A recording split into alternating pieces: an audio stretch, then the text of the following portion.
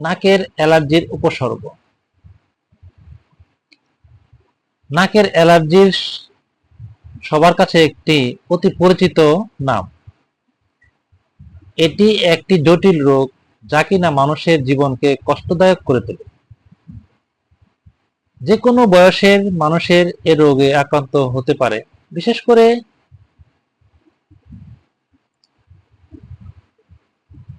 এ সময় অ্যালার্জি রোগীদের আরো সতর্ক হতে হবে। এছাড়াও আবহাওয়া শুরু হয়েছে, ঋতু পরিবর্তনের খেলা। এ সময় অ্যালার্জির কারণে হাঁচির উপদ্রব হবে এবং এক সময় তা শ্বাসকষ্টেও রূপ নিতে পারে। নাকের অ্যালার্জিকে চিকিৎসা বিজ্ঞানের ভাষায় অ্যালার্জিক রাইনাইটিস বলা হয়, যার অর্থ হচ্ছে অ্যালার্জিজনিত নাকের প্রদাহ। সাধারণত অ্যালার্জি সৃষ্টিকারী উপাদানগুলো মানুষের শ্বাস-প্রশ্বাসের সঙ্গে শ্বাসনালীতে প্রবেশ করলে অ্যালার্জির উদ্ভব হয়। অ্যালার্জি সৃষ্টিকারী পদার্থকে অ্যালার্জিন বলা হয়।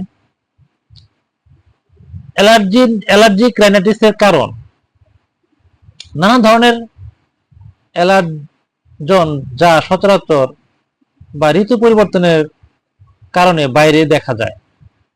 ঘরে বা অফিসে জমে থাকা পুরনো ধুলোবালি, পরাগরেণু, পোষা প্রাণীর পশম বা চুল, নানা ধরনের ছত্রাক, ভাইরাস, ব্যাকটেরিয়া ইত্যাদির কারণেও নাকে অ্যালার্জি হয়।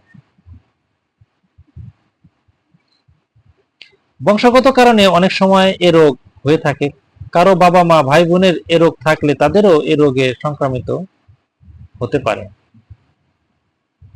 আবহাওয়া বা বাতাসের আর্দ্রতার তারতম্যের কারণেও এ রোগ হতে পারে।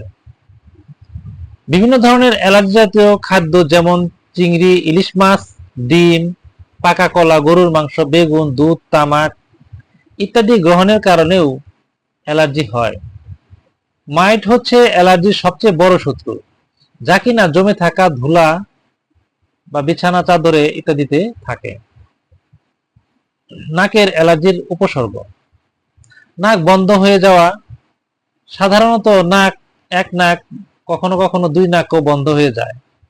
নাক দিয়ে পানি ও পানি জাতীয় পদার্থ নিঃসৃত হওয়া, অতিরিক্ত হাঁচি হওয়া, নাকে চুলকানি বা নাকের ভেতর কিছু আছে এমন মনে হওয়া, শ্বাসকষ্ট হওয়া, নাকের ঘ্রাণ শক্তি কমে যাওয়া, মাথা ব্যথা ও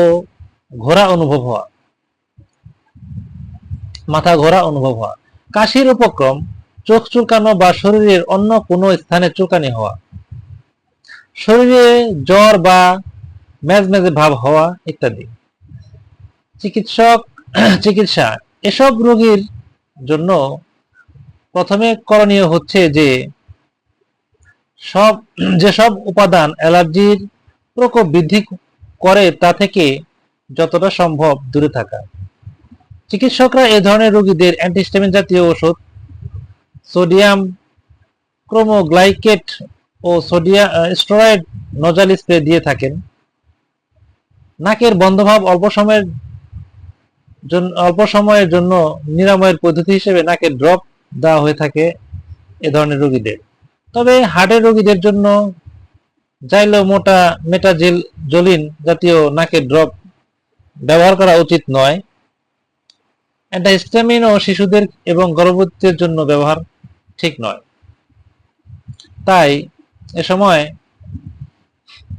নাকের অ্যালার্জি নিয়ে সচেতন থাকতে হবে। লিখেছেন অধ্যাপক ডাক্তার AKM মোস্তফা হোসেন, বক্ষব্যাধি বিশেষজ্ঞ, মেডিনোভা, মালিবাগ, ঢাকা।